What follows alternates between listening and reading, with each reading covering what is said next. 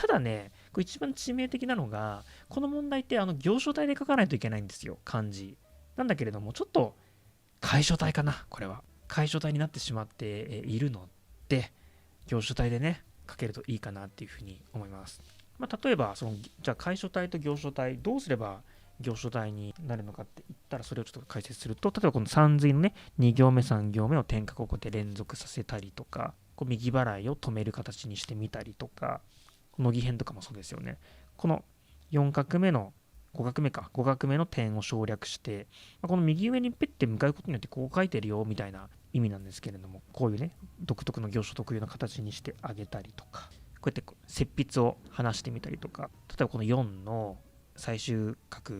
2つあるじゃないですか、これ。で、これをちょっとこう、点画を変化させてみたりとか、左払い周筆を跳ねてみたりとかっていうところかな、行書の特徴は。